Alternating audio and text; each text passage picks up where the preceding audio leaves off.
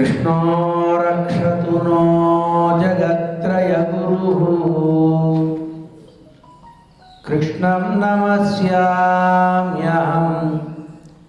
कृष्णे नामरशत्रवो विनिहताः कृष्णाय तस्मै नमः। कृष्णादेव समुत्थितं जगदिदं कृष्णस्य दासोऽस्म्यहम्। कृष्णे तिष्ठति विश्वमेतदखिलं हे कृष्ण संरक्ष माम्। कृष्णाय वासुदेवाय देवकी नंदनाय च नन्दगोपकुमाराय गोविन्दाय नमो नमः। प्रिय భగవద్బంధువులారా, ధనుర్మాస వ్రతం చేయటం వల్ల కలిగేటువంటి బాహ్యమైనటువంటి ప్రయోజనాన్ని నిన్నటి పాటలో ఆండాళ్ళ తల్లి అనుగ్రహించింది. బాహ్య ప్రయోజనము, ఆంతర ప్రయోజనము.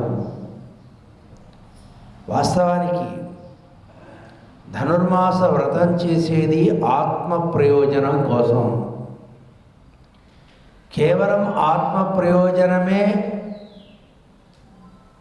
మనం కోరుకుంటే బాహ్యమైనటువంటి జీవనం కూడా సాగాలి.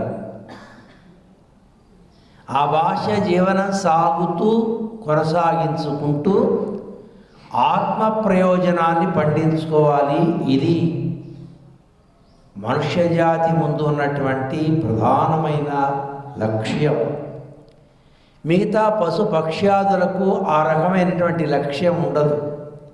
కేవలం శరీర పోషణ, దేహయాత్ర కొనసాగించటమే మిగతా జీవరాశులకి లక్ష్యం అవుతుంది.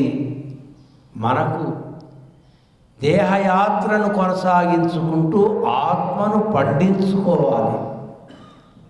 కనుక మనకి బాధ్యత ఎక్కువ.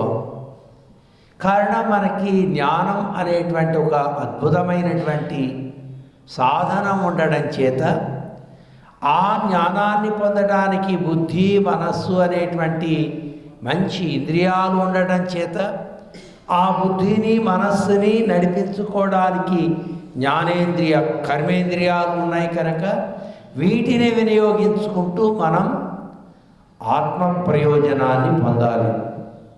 ఆ ఆత్మ ప్రయోజనం పొందించటమే ధనుర్మాస వ్రతం యొక్క ప్రధానమైనటువంటి లక్ష్యం.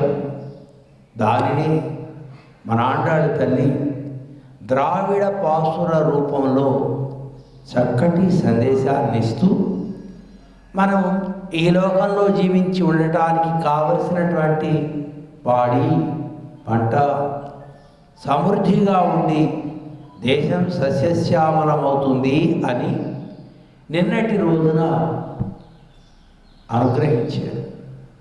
భగవంతుడిని విశ్వసించి మనం చేసేటువంటి ఏ పనికి అయినా ప్రకృతి సహకరిస్తుంది. ప్రకృతి సహకరించడానికి మనం ఏ విధమైనటువంటి స్వప్రయత్నాలు చేయవలసినటువంటి అవసరం లేదు. ఒకవేళ చేసినా అవేం పూర్తి కావు. కాలం కలిసి రావాలి. కానీ మనం కాలం కలవడం కోసం ఏ ప్రయత్నం మనం చేసినా అది అయ్యేది కాదు. భగవంతుడు కాలస్వరూపుడు కనుక అలాంటి కాలస్వరూపుడైనటువంటి పరమాత్మను మనం ఆశ్రయిస్తే దానంతటా అది అన్నీ కలిసి వస్తాయి.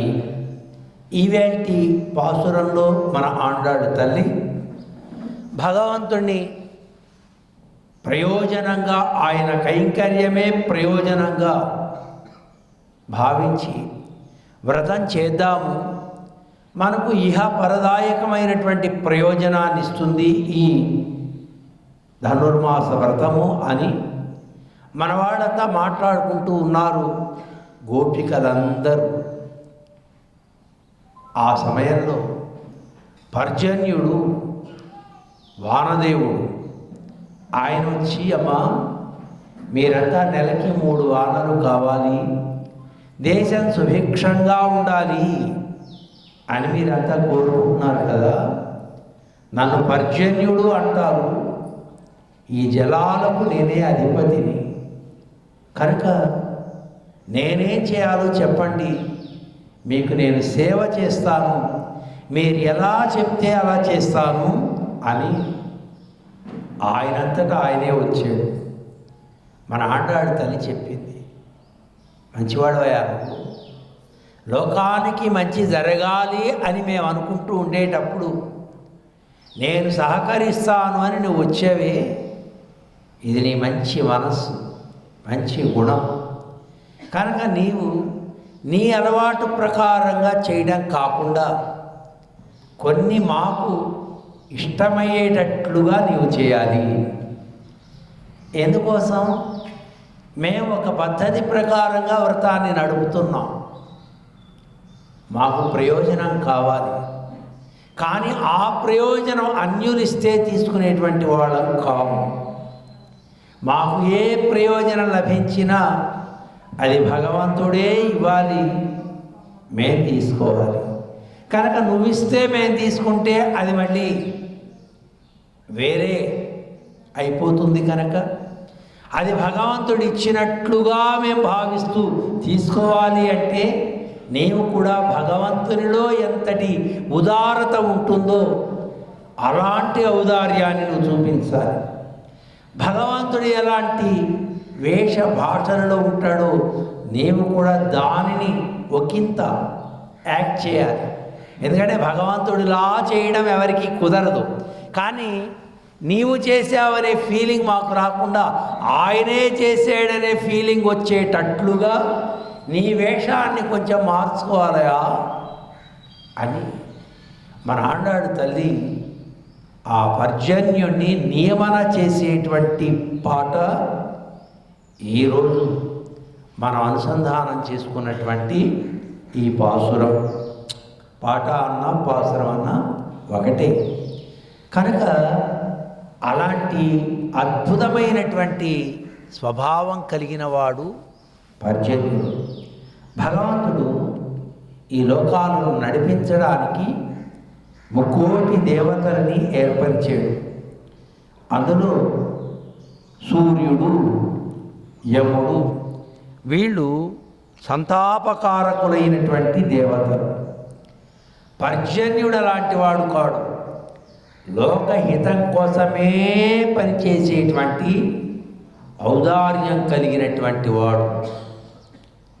ఆయన్ని ఉద్దేశించి, ఓ పర్జన్యదేవా, ఏమాత్రము కూడా ఔదార్యాన్ని నీలో తగ్గించకు, నీకు ఎంత అవకాశం ఉంటే అంత అవకాశం. చూసారా, ఇది డైరెక్ట్ చేసేటువంటి వాళ్ళలో ఉంటుంది. మనవాడు ప్రభుత్వాలు చాలా మంచి మంచి పనులు చేస్తున్నాయి ఈవేళ.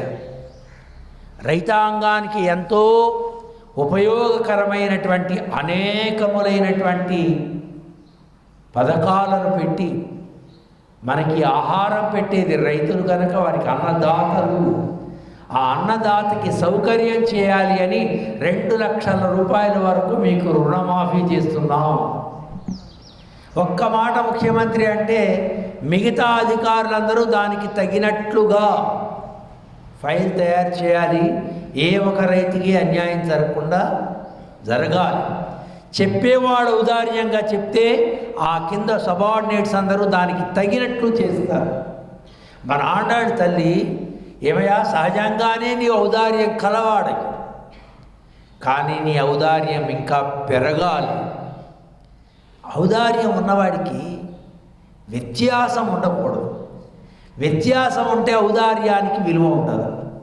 వీడు నా పార్టీ వాడు కనుక వీడికి నేను చేస్తా, వీడు మా పార్టీ వాడు కాడు కనుక వాడికి నేను చేయను అంటే అది ఔదార్యం, అర్థం లేని ఔదార్యం.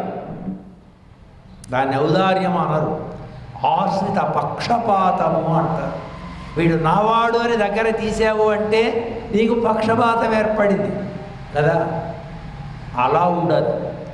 అందరూ ప్రజలందరూ నా వాళ్ళే అని అనుకోగలగాలి. ఇది ఔదార్యం. ఆ ఔదార్యాన్ని నీవు కొంచెం కోట పెంచవయా స్వామి. ఎందుకని? ఔదార్యము అంటే భగవంతునిదే ఔదార్యం. ఆయనతో సాటి అయినటువంటి ఔదార్యం కలిగిన వాడు దేవతల్లోనూ లేరు, జగత్తులో ఎవరు ఉండరు కదా. సహజంగా నీకు దేవతలందరిలో ఔదార్యం కలిగిన వాడు నువ్వు. నీ ఔదార్యాన్ని ఏమాత్రము తగ్గించుకో. అంటే వాళ్ళకు కూడా కొన్ని లిమిట్స్ ఉంటాయండి. ఎవరికైనా ఓ ఉద్యోగి అంటే వాడికి ఒక లిమిట్ ఉంటుంది కదా. మరి ఈయన కూడా నీ జగన్ నిర్వహణలో ఈయనది ఒక పార్ట్. నీటి పారుదల శాఖ ఒక పార్ట్. అది గవర్నమెంట్ ఆర్డర్ ప్రకారమే వాటర్ వదలాలండి. ఈయన పెద్ద ఎంత ఎస్సీ అయినా సూపరింటెండెంట్ ఆఫ్ ఇంజనీర్ అయినా ఈయన ఇష్టం ప్రకారం చేయడానికి వీల్లేదు. మంత్రి గారు చెప్పాలి, ఏమంటే వేసంగి పంటకు కావలసినటువంటి నీటిని విడుదల చేయండి అని గవర్నమెంట్ జీవో ఇస్తే దాని ప్రకారం అధికారులు వాళ్ళకు ఉన్నటువంటి లిమిట్స్లో నీటిని విడుదల చేస్తారు కదా. అలానే పర్జన్యుడికి కూడా ఒక లిమిట్, ఎంత వర్షం ఇవ్వాలి. ఈ సంవత్సరం ఆయనకు ఒక కోటా ఉంటుంది, ఆ కోటా ప్రకారమే చేస్తాడు. అందులోను చేసేటప్పుడు ఏ ఏ ప్రాంతాల్లో ఎంతెంత ఇవ్వాలి ఇవన్నీ వాళ్ళకి ఏవో నియమాలు ఉంటాయి. మన ఆండాళ్ళ తల్లి చెప్తోంది, ఆ నియమాలని పక్కన పెట్టవయా. వ్యత్యాసమే వద్దు. రాయలసీమలోనూ ఉత్తరాంధ్రలోనూ అన్ని చోట్ల సమానంగా వర్షం పడాలయా. ఎక్కడా వ్యత్యాసం చూపించకు. ఏదో నీళ్లు ఉన్న చోట వర్షం కురవడం, నీళ్లు లేని చోట వర్షం కురవకపోవడం, లేదు కొన్ని చోట్ల పర్వతాల మీద కురవటం, పంటల దగ్గర కురవకపోవటం, ఇలాంటిది ఎక్కడా నాకు వినపడకూడదు. దేశమంతటా ఒకే రీతిలో వర్షం పడాలి. అంటే పర్జనుడు ఒకసారి ఎలా చూశాడు, అమ్మాయి ఎలా సాధ్యమవుతుంది, మా దగ్గర అంత ఉండాలి కదా.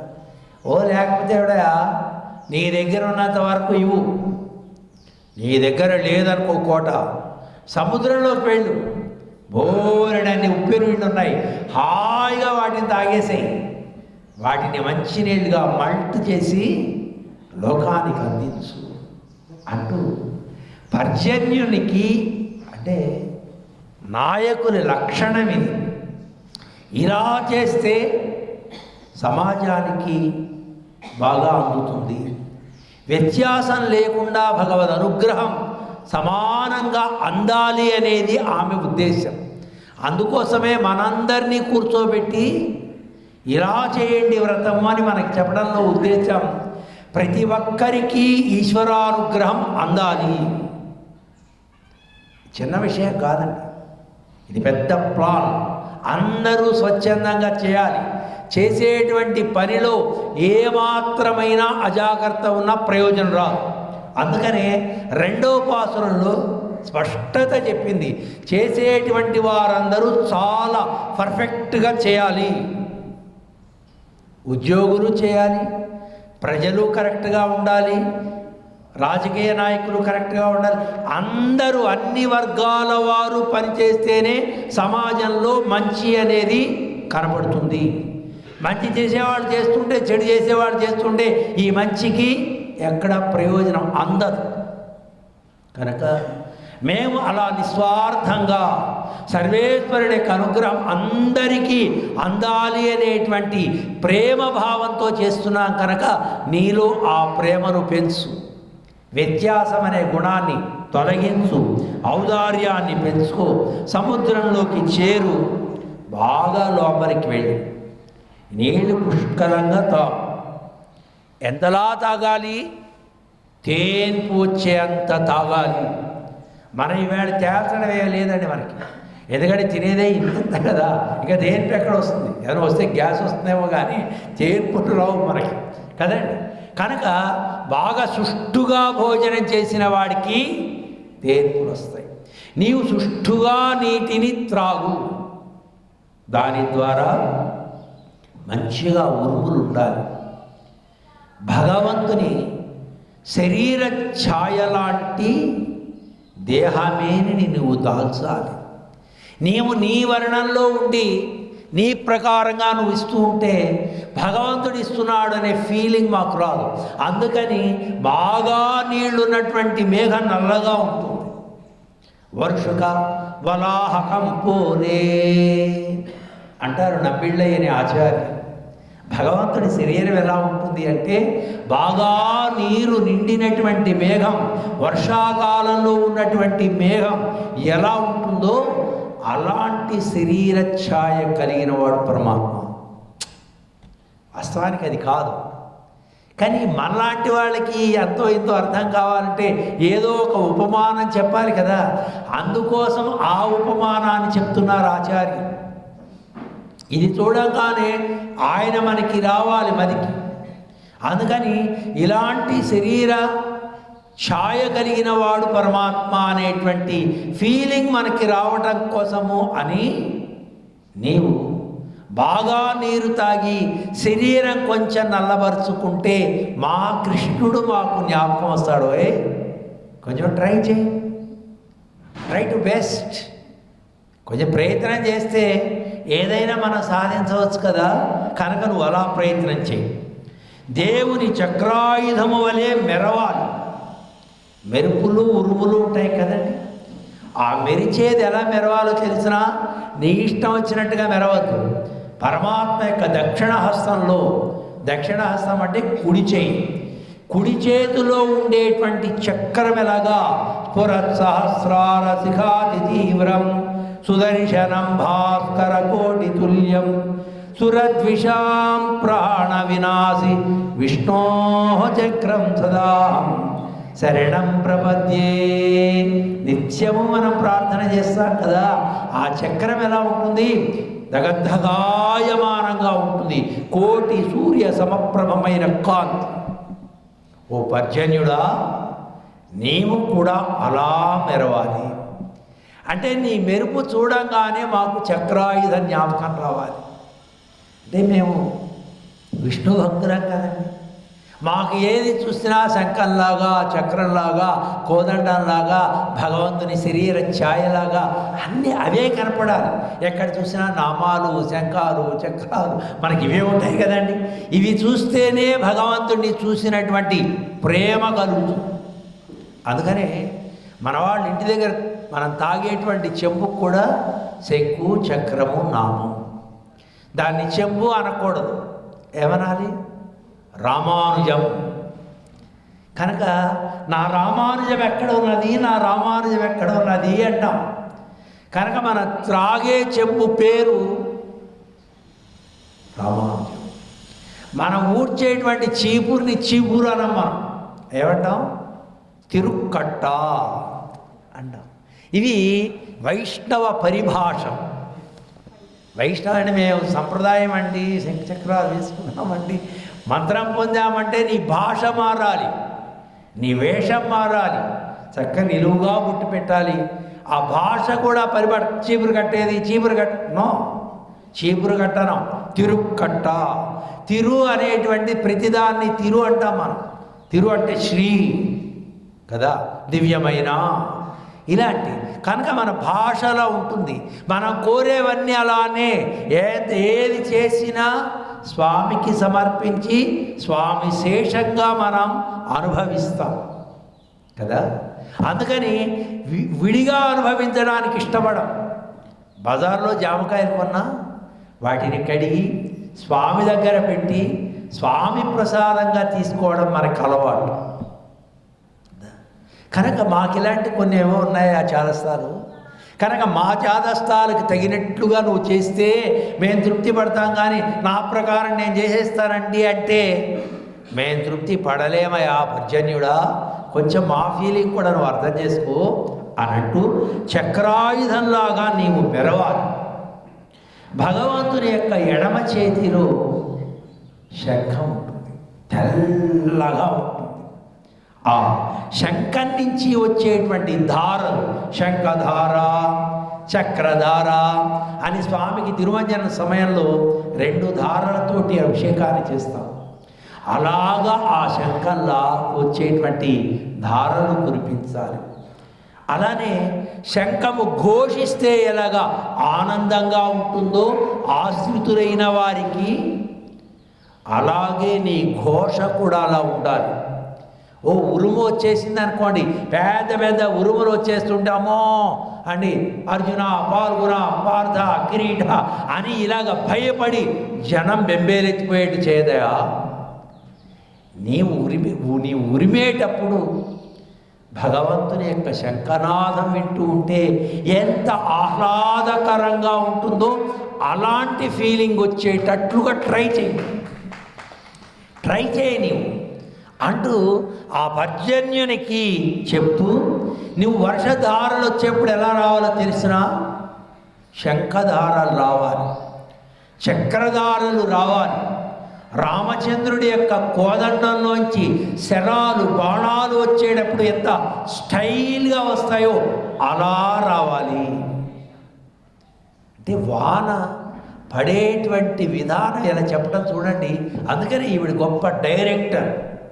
మొట్టమొదటి జగత్తులో మహిళా డైరెక్టర్ ఎవరు? ఎస్, గోదానాయకి. ఇంకెవళ్ళు కాదండి, ఆమె. చూడండి, లేదా పర్జన్యుడినే ఇలా డైరెక్ట్ చేస్తున్నాడు ఆవిడ. ఏమయ్యా ఇలా దారాలుగా పోయేదయా, నువ్వు పోసేటప్పుడు ఆ వచ్చేటువంటి వర్షం రామచంద్రుడు బాణాలు ఎలా వస్తాయో అలా రావాలి అని చెప్తూ దేశమంతటా పడాలి. మేము ఎక్కడికక్కడ లైవ్ చూస్తూ ఉంటాం టీవీలో. ఎక్కడెక్కడ ఎంత వర్షపాతం పడిందో మేము గమనిస్తాం. ఎక్కడ తక్కువ వర్షపాతం పడినా ఒప్పుకోము. అన్ని చోట్ల సమానంగా పడాలి. దేశమంతా సుభిక్షంగా ఉంటే, ప్రజలందరూ ఆనందపడితే అప్పుడు ఈ వ్రతానికి ఒక వైభవం. అబ్బా, ఆడపిల్ల చక్కగా వ్రతం చేస్తున్నారు, మంచి వర్షాలు పడుతున్నాయి, ఈ సంవత్సరం పంటలు బాగా పండుతాయి, ఎకరానికి 40 బస్తాలు అవుతాయి, బాగా ఉంటుంది అని అన్ని రకాల వారు, కేవలం రైతాంగమే ఆనందపడటం కాదండి. వర్షాలు వస్తే పాడి పంట బాగుంటే వ్యాపారాలు బాగుంటాయి, ఉపన్యాసాలు బాగుంటాయి, ధార్మిక కార్యక్రమాలు బాగుంటాయి, అన్నదానాలు సాగుతూ ఉంటాయి.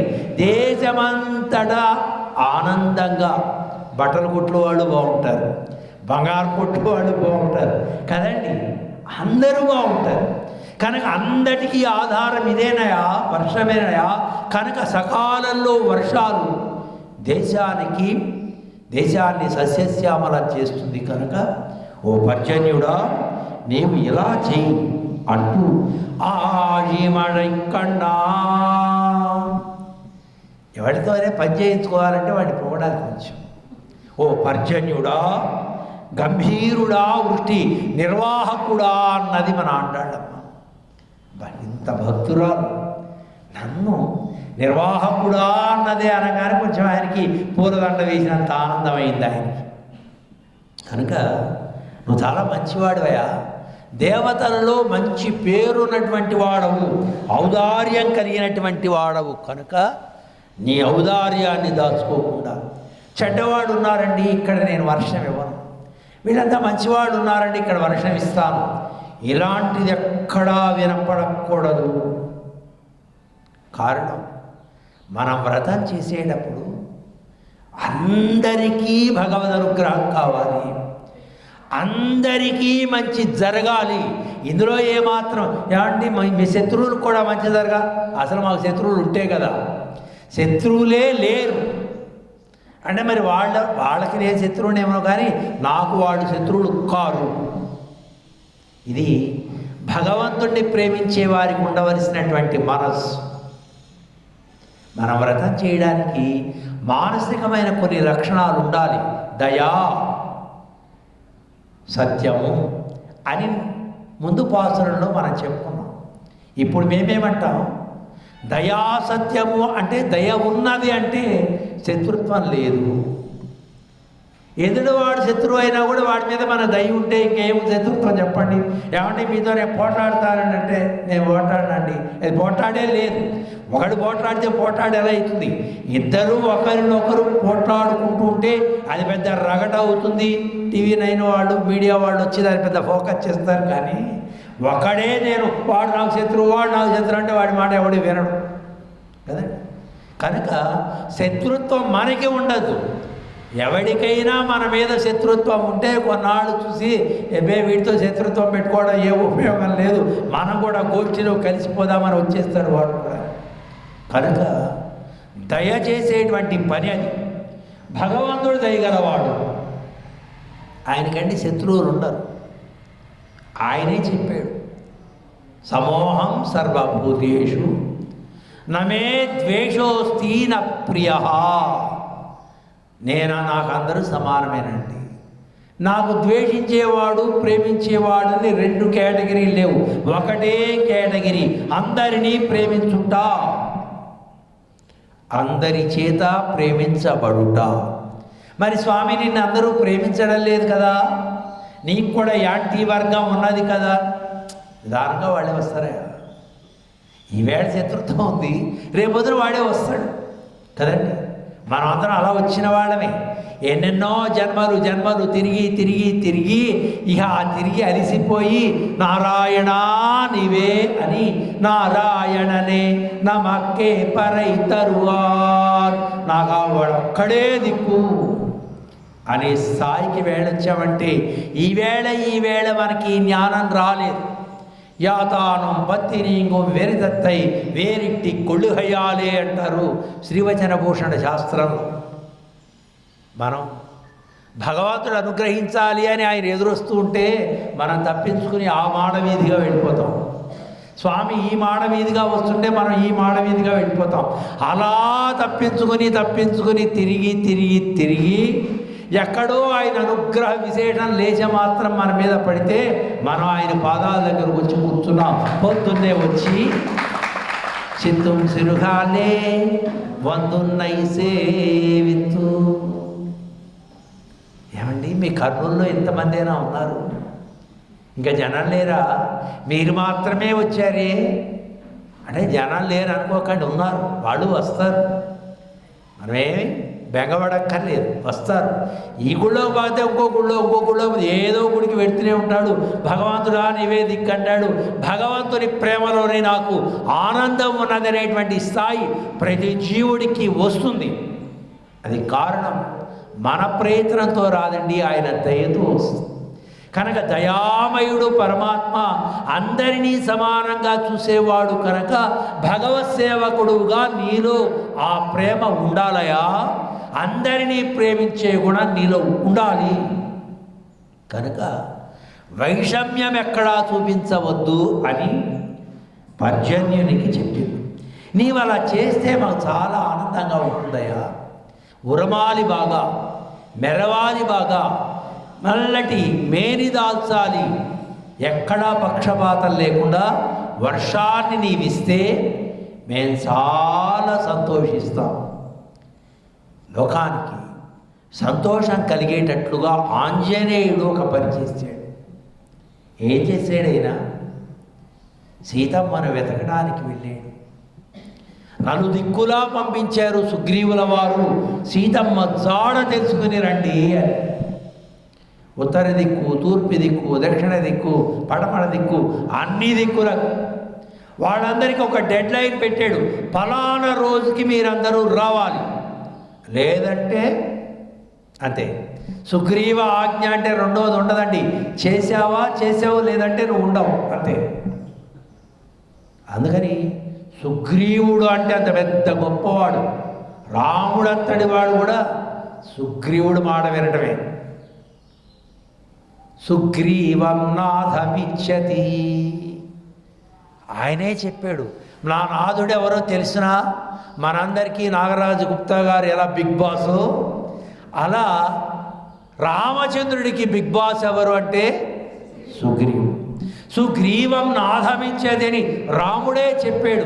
మా నాథుడు ఆయన అంటే ఆయన చెప్పినట్టే మేమంతా వింటాం. ఆయన శాసనం చేశాడు. అందరూ వెళ్ళారు, ఏ దిక్కులో కనబడలేదు. తిరిగి అందరూ ఒక తోట చేరారు. ఇంకా ఆంజనేయుడు రాలేదు, దక్షిణ దిక్కుకు వెళ్ళాడు. ఈయనైనా శుభవార్త తెస్తాడో లేదంటే అందరం కలిసి అయిపోవడమో ఏమో అని వాళ్ళంతా కొంచెం భయపడుతూ ఉన్నారు. గమనించాడు.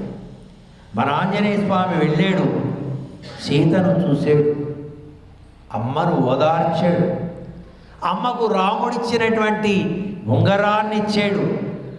ఆమె దగ్గర నుంచి మళ్ళీ చూడామణిని తాను తీసుకున్నాడు. రాక్షసులకు నేనెవరో చూపించాడు. నేనెవరనుకుంటున్నారు?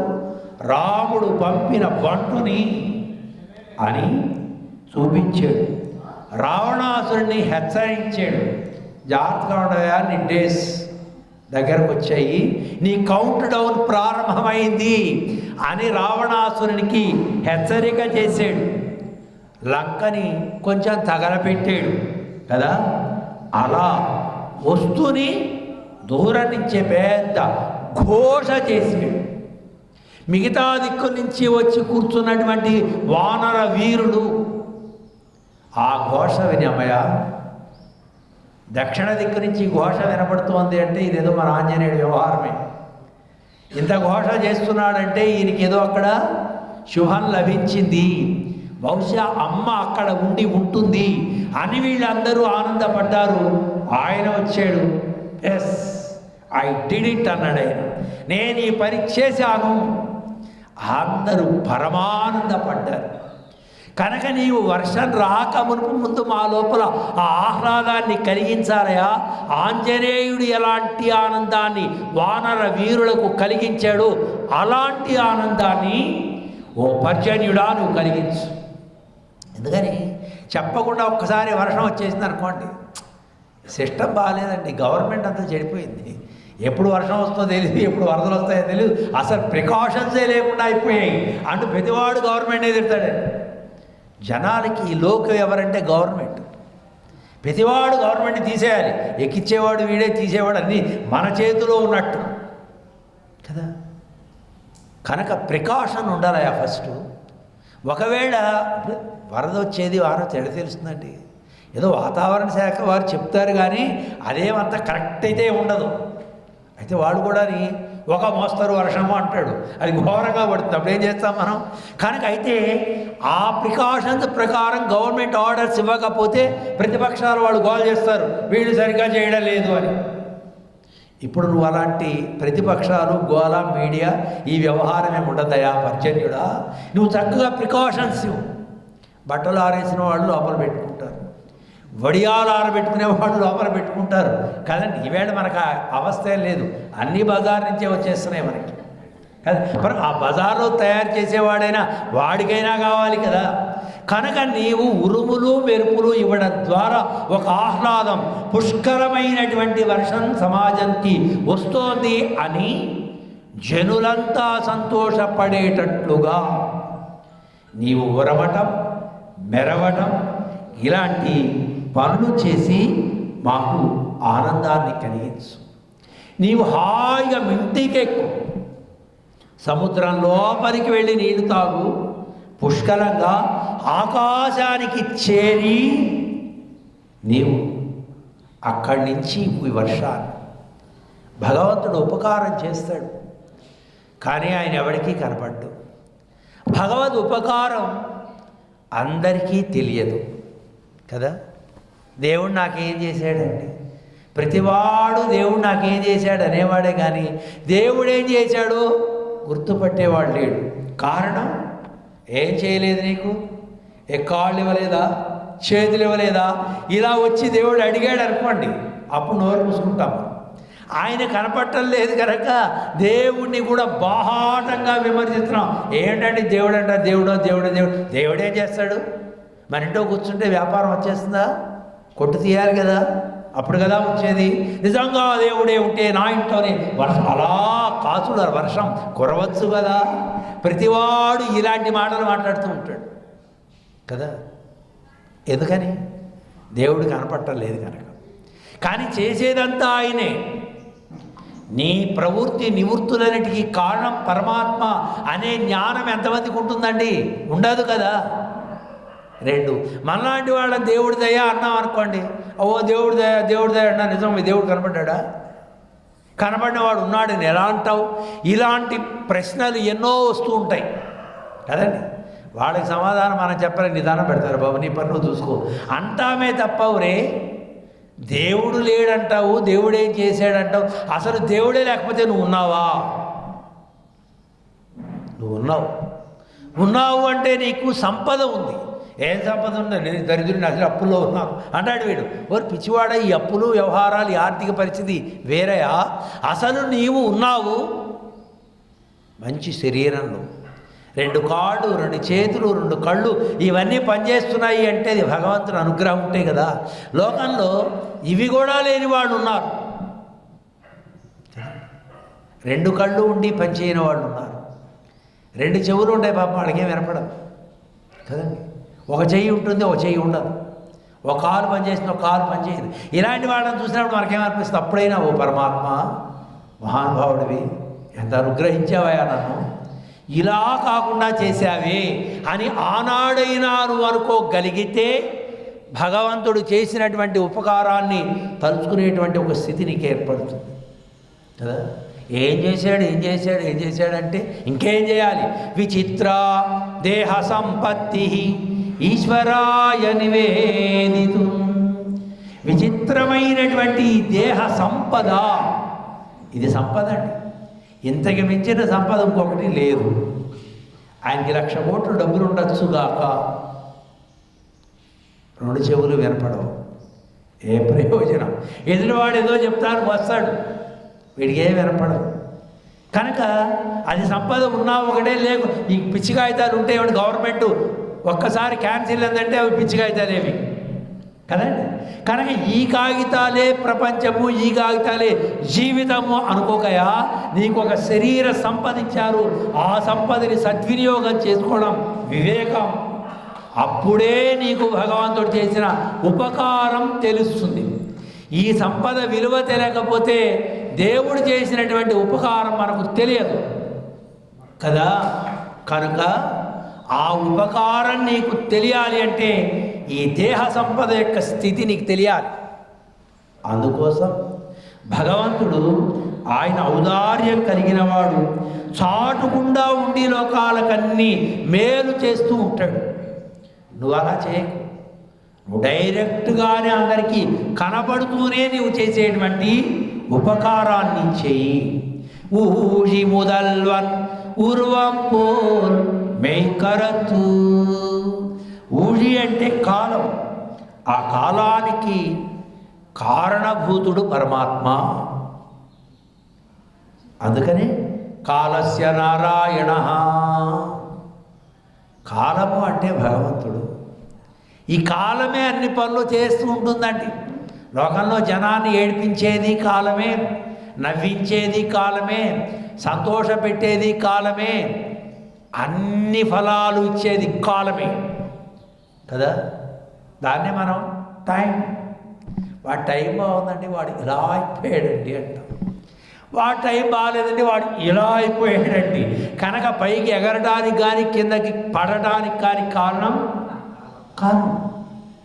స్టాక్ మార్కెట్ లాగా ఇలా పెడుతూ ఉంటుంది, ఇలా డౌన్ అయిపోతూ ఉంటుంది. చూస్తున్నాం మనం ఎంతోమందిని. కోట్ల సంపద కలిగినటువంటి వాడు ఒక్క రోజులో ఇలా అయిపోతాడంతే కదా. కాలం ఇచ్చే ప్రయోజనం. అలాంటి కాలాన్ని కూడా నియమించేటువంటి వాడు పరమాత్మ.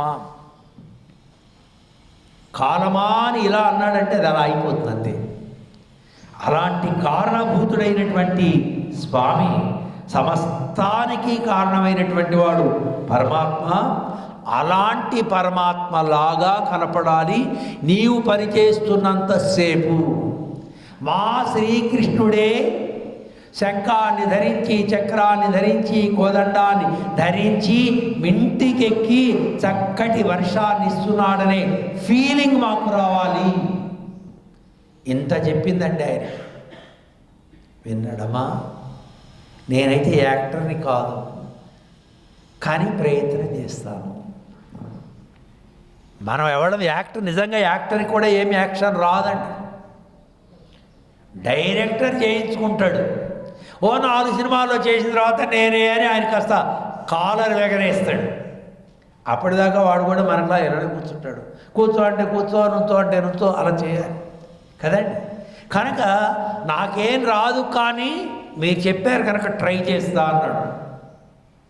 ఎవరైనా ప్రయత్నం చేయటమే. ఒకసారి శ్రీరంగ క్షేత్రంలో చిన్న బ్రహ్మోత్సవము, పెద్ద బ్రహ్మోత్సవం అని 2 బ్రహ్మోత్సవాలు జరుగుతాయి. చిన్న బ్రహ్మోత్సవంలో స్వామివారికి అమ్మవారి వేషం వేశారు. వేస్తే వేడా అన్నాడు స్వామి. అమ్మవారి వేషం వేసుకుంటానని, యాక్టర్ కదండి, ఏ వేషం అంటే ఆ వేషం వేయవలసిందే. పెద్ద హీరోయిన్ నువ్వు బిచ్చగాడుగా చేయాలి అంటే చినిగిన బట్టలు వేసుకోవాలి, గడ్డ పెంచుకోవాలి, దీనంగా అడగాలి, అదంతా చేయవలసిందే సీనరీ ప్రకారం. మరి స్వామి ఈవేళ ఉత్సవంలో మీకు అమ్మవారి వేషం వేయాలి అంటే, వేడా ఏం పర్వాలేదు రెడీ అన్నాడు స్వామి. చక్కగా మన వాళ్ళు చీర కట్టారు, కుప్పు పెట్టారు, పూలు పెట్టారు, అన్నీ చేశారు. అమ్మవారిలానే కూర్చున్నాడు స్వామి.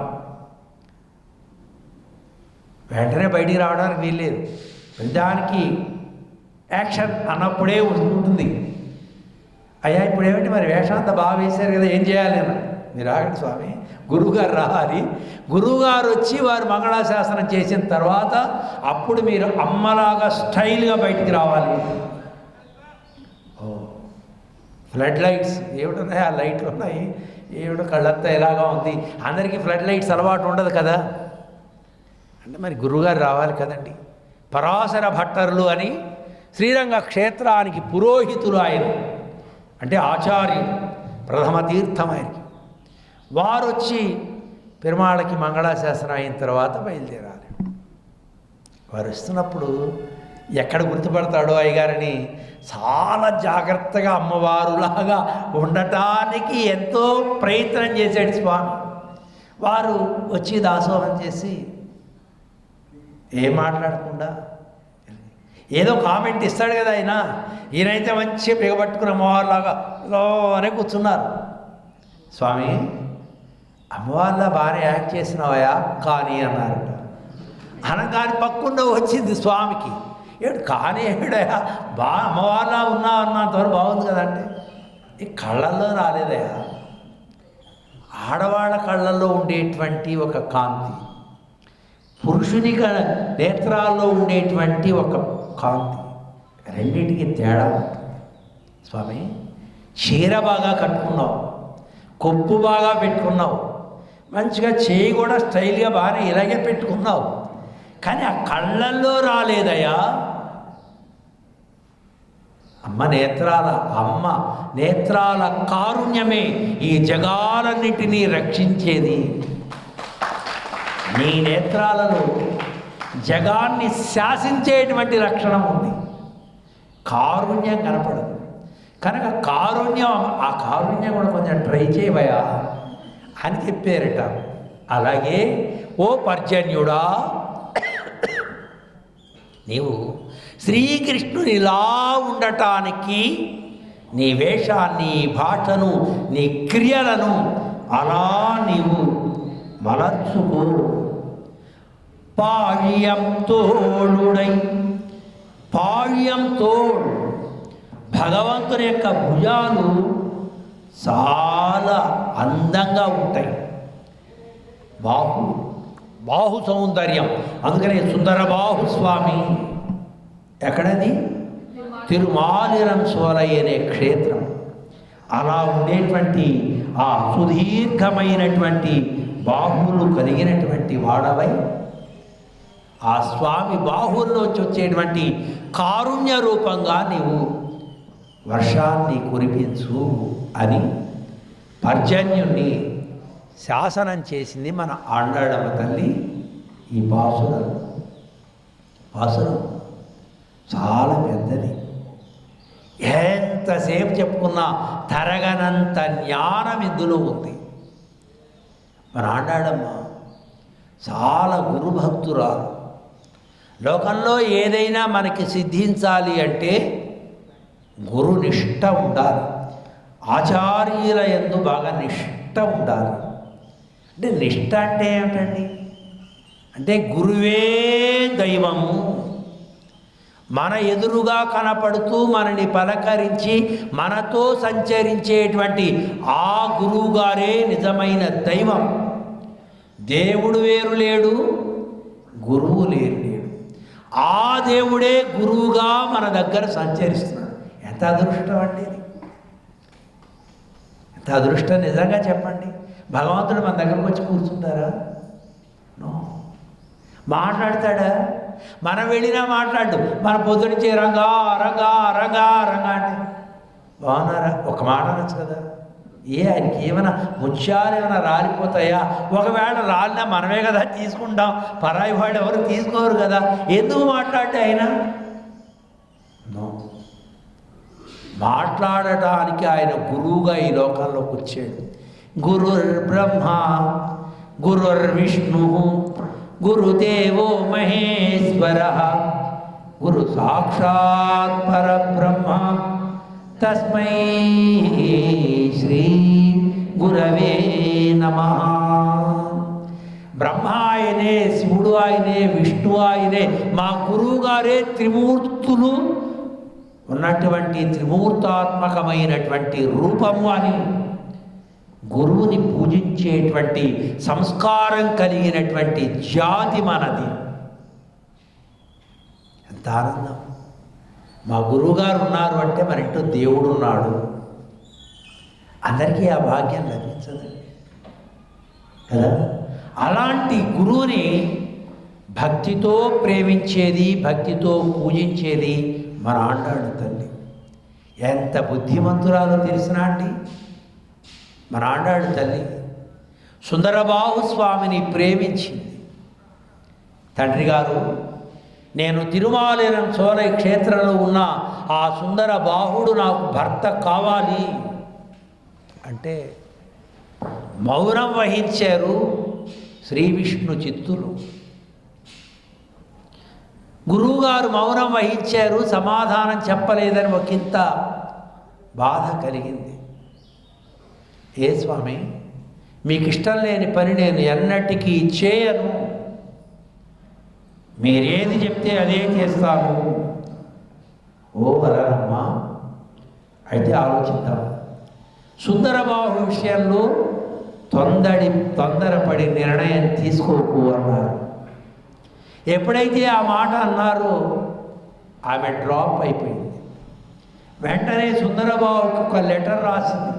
ఓ స్వామి, క్షమించవయ్యా, గురు ఆజ్ఞ లేదు కనుక నేను నిన్ను వివాహం చేసుకోలేకపోతున్నాను. ఏదో మన వాళ్ళు టచ్ ఫోన్లో ఫ్రెండ్షిప్ చేసుకుంటూ పెండ్లి దాకా వచ్చి పెద్దవాళ్ళు ఒప్పుకోకపోతే కటీఫ్, అదే అంటారా, కటీఫ్, ఒక కటీఫ్ తోటి ఈవిడ అడ్రస్ వాడి దగ్గర ఉండదు, వాడి అడ్రస్ ఈ అమ్మాయి దగ్గర ఉండదు. ఏ అమ్మాయి ఏం చేసామంటే వాడికి ఎప్పుడో కటీఫ్ ఇచ్చేసాను అన్న, నీ ఇష్టం డాడీ, నువ్వేం చెప్తే అది చేస్తాను. ఇలా ఉండే పిల్లలు తక్కువ ఉంటారు. కానీ ఇప్పుడు పిల్లలు ఏం చేస్తున్నారు, ఎలా అయినా తల్లిదండ్రులను ఒప్పించి మెప్పించి వాళ్ళ మాట ప్రకారమే చేసుకోవడం అనేది ఒక ట్రెండ్ నడుస్తుంది ప్రస్తుతం. మన ఆండాళ్ళం అలా చేయలే. స్వామి ఏది చెప్తే తండ్రి చెప్పినట్లే చేయాలి. తండ్రే గురువు అయ్యాడు కనుక గురువు చెప్పిన దానికి వేరు మాట లేదు. అలాంటి గురు నిష్ఠురాలు కనుక, నిష్ఠ కలిగినటువంటి ఆమె కనుక ఈ పాసురంలో ఆచార్యులనే మేఘుడుగా భావించింది. మేఘునికి ఎంత ఔదార్యం ఉన్నదో గురువుగారిలో కూడా అంత ఔదార్యం ఉన్నదని ఈ పాసురాన్ని ఆచార్యులను కీర్తించినట్లుగా భావించింది. ఇది అంతరార్థం. ఆండాళ్ళు పాసురాలకి చాలా గొప్పతనం ఉంది. ధ్వన్యార్థము, అంతరార్థం, శబ్దార్థము. శబ్దం ఒక అర్థం చెప్తుంది, లోపల ఇంటర్నల్ అర్థం వేరే ఉంటుంది. ఇప్పటిదాకా మనం భగవంతుడిని గురించి భగవంతుడిలా ఉండవయా అని పర్జన్యుడికి చెప్పింది.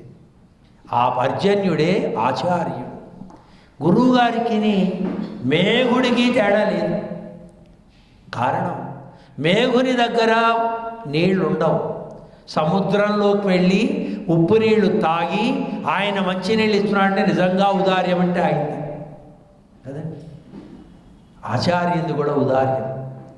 మీ దగ్గర ఓ గంటన్నర సేపు ఉపన్యాసం చెప్పాలంటే మేము ఎంతసేపు చదవాలి, ఎన్ని పుస్తకాలు చదవాలి, ఆచార్య చెప్పినటువంటి దాన్ని మనన చేసుకోవాలి. ఈ సందర్భంలో మా గురువుగారి అర్థాన్ని చెప్పారు, ఈ సందర్భంలో ఈ గ్రంథంలో ఉన్న విషయాన్ని ఇలా తెచ్చుకుని మనం చెప్పుకుంటే బాగా నప్పుతుంది సందర్భంగా అని ఎక్కడెక్కడ విషయాలు ప్రోగు చేసుకొచ్చి ఇక్కడ మీ ముందు ఆవిష్కరించాలి. మీరు సింపుల్గా మాట అంటారు, గురువుగారు బాగా చెప్పారండి, సింపుల్గా అంటారు. ఇచ్చే సర్టిఫికేట్ అది పెద్దగా ఇవ్వచ్చు కదా కదండి. ఏదో బాగుంది అనేస్తారు, ఏం బాగుంది అంటే మళ్ళీ చెప్పలేము కదండి. మేము ఒక చోట గంటన్నర ఉపన్యాసం చెప్పాం నల్గొండలో. అంతా అయిపోయిన తర్వాత మా గెస్ట్ హౌస్కి వచ్చి, స్వామి ఎంత బాగా చెప్పారండి అంది ఒక చిన్న పిల్ల, ఓ 14 ఏళ్ళు 15 ఏళ్ళు ఉంటాయి. ఏం బాగుందమ్మా అంటే, అంతా బాగుందండి. అలా నేను ఒప్పుకోను, ఏం బాగుందో చెప్పండి. స్వామి మీరు కుక్క కథ ఒకటి చెప్పారు, అది బాగుంది అని గంట బాగు చెప్తే అందులో కుక్కను గురించి ఏదో 1-2 మాటలు చెప్తే అది బాగుంది ఆవిడకి. రైట్, పర్వాలేదు. ఏదో ఒకటి భోజనాలు బాగున్నాయంటే మేము ఎప్పుడు ఒప్పుకోం. భోజనంలో ఏది బాగుందో చెప్పాలి. అన్నీ బాగుంటాయి, అది వేరే విషయం. అన్నీ టచ్ చేస్తాం కదా, అది వేరే విషయం. అన్నింటిలో నీకు బాగా ఏది రుచికరంగా ఉందో, ఏది ఇంకా కొంచెం తినాలి అనిపించిందో అది బాగా ఉంది అని చెప్పాలి కదా.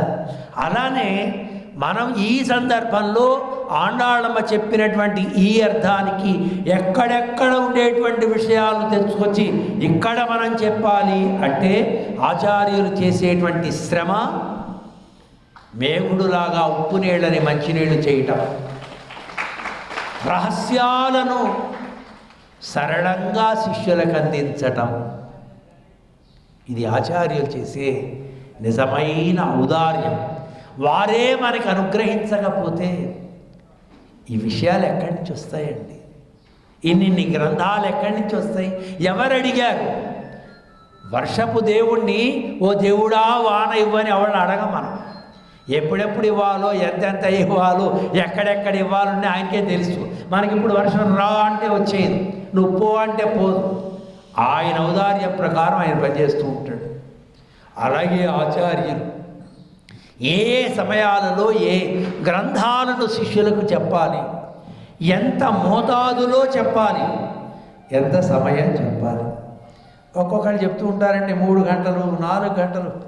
వినేవాళ్ళు ఎలా వింటారో మనకు అర్థం కాదు. 3 గంటలు 4 గంటలు చెప్తే వినేవాళ్ళకి ధారణ ఎక్కడ ఉంటుంది? అయినా ఒకే విషయాన్ని గురించి అన్ని గంటలు చెప్పేయడంతో ఏమి ఉండదండి. ఎక్కడెక్కడి నుంచో అక్కర్లేని విషయాన్ని పట్టుకొచ్చి ఇలా సాగదీస్తూ ఉంటే ఎలా కుదురుతుంది? అవసరమైన మేరకు ఎదుటివాడికి అర్థం కావాలి. ఓ బాగుంది, ఇది కొంచెం ఎక్స్పాండ్ చేసి చెప్తే బాగుండు అని అనుకున్నప్పుడు ఆ గ్రంథంలోకి వెళ్ళి ఆ విషయాన్ని తెలుసుకున్నప్పుడు మనకి అనేక విషయాలు తెలుస్తూ ఉంటాయి. కనుక మనకి వాంగ్మయం ఎక్కువ. హిందూ మతంలో వాంగ్మయం ఎక్కువ. మనది ఒక పుస్తకపు సంప్రదాయం కాదు. పాపం కొంతమంది అదృష్టవంతులు ఉంటారు, వాళ్ళకి ఒకటే పుస్తకం ఉంటుంది, ఒకటే పుస్తకం. వాళ్ళు ఆదివారం చదవండి, శనివారం చదవండి, ఏ వారం చదివినా ఒకటే పుస్తకం. నిజంగా వాళ్ళే అదృష్టవంతులేమో అనుకుంటాం మనం, కానీ మానవ అదృష్టవంతులు. ఎందుకోసం?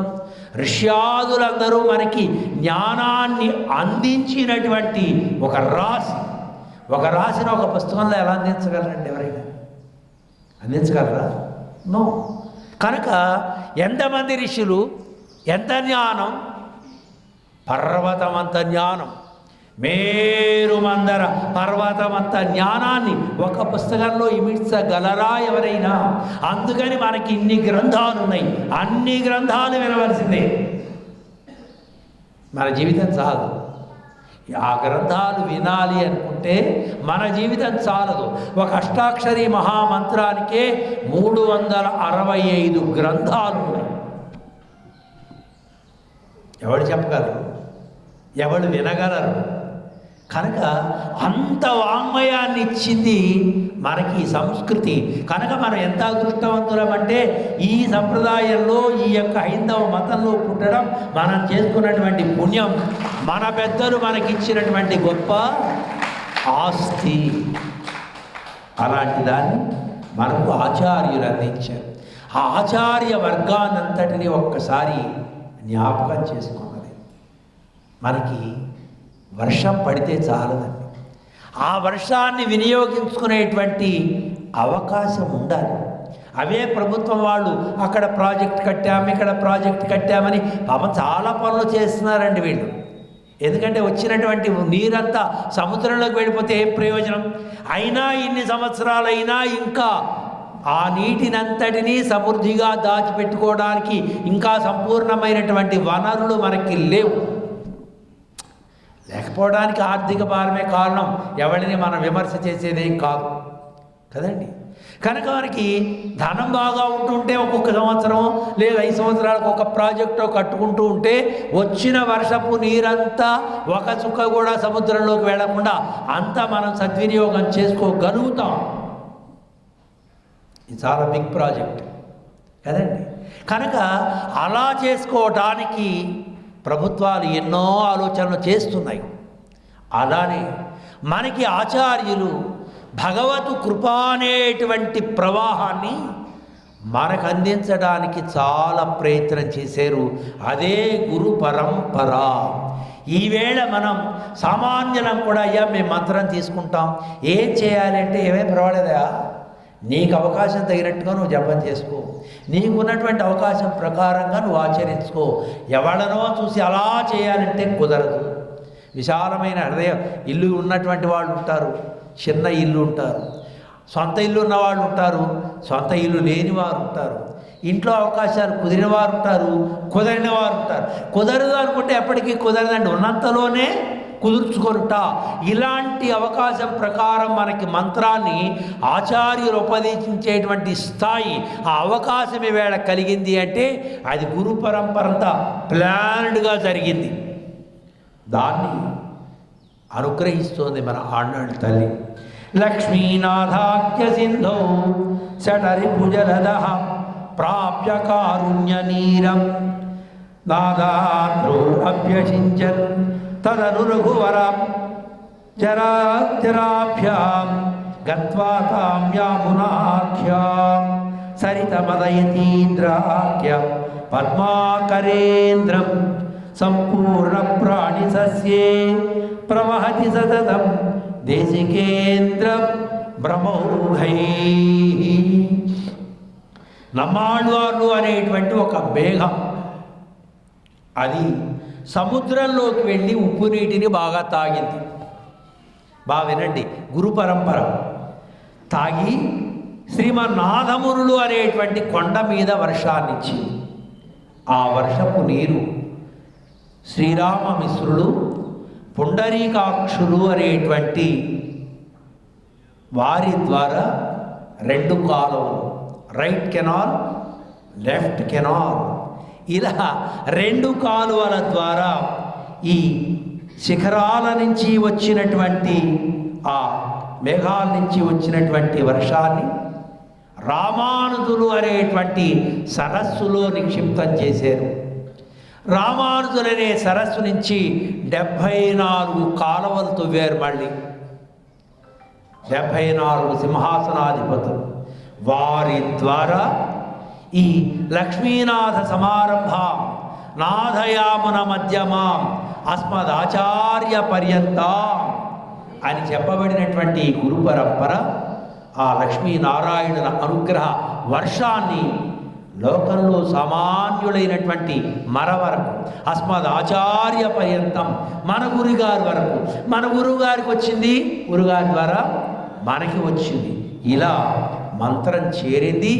ఆసేతు హిమాచల పర్యంతం అంటూ శ్రీరంగం కరిశైల మంజనగిరిం తార్క్ష్యాద్రి సింహాచలం శ్రీకూర్మం పురుషోత్తమంచ బదరీనారాయణం నైమిజం శ్రీమద్వారవతీ ప్రయాగ మధురా అయోధ్యా గయా పుష్కరం సాలగ్రామని సేవ్యరమతే రామానుజోయం ముని. ఈ విధంగా భగవద్ రామానుజుల వారి ద్వారా భగవత్ కృప మనలాంటి వారి వరకు కూడాని అందింది. అంటే ఆ గురు పరంపరని దృష్టిలో పెట్టుకొని ఈవేళ మేగుడిలో ఆ గురువుగారిని చూసి గురువుగారిని కీర్తన చేసింది ఆచార్య. లోకంలో మంచివాడు ఉంటారు, చెడ్డవాడు ఉంటారు, మీరు మాత్రం అందరినీ ప్రేమగానే చూడాలి, అందరి విషయంలో దయగానే ఉండాలి. అందుకని గురువుగారికి డబ్బున్నవాడా, డబ్బు లేనివాడా, మంచివాడా, చెడ్డవాడా, దొంగవాడా ఇలాంటివే ఉండవండి. ఎవరొచ్చినా ప్రేమగా దగ్గరకు తీసుకునే గుణం గురువులో ఉంటుంది అని ఆచార్యని ఇంటర్నల్గా కీర్తించింది మన ఆండాడమ్మ. ఆ ఆండాడు తల్లి యొక్క దివ్య కృప వలన జగద్గురువుల యొక్క కృప మీ అందరిపైన ప్రసరించుగాక అని అనేక మంగళ శాసనాలు చేస్తున్నాం. జై శ్రీమన్నారాయణ.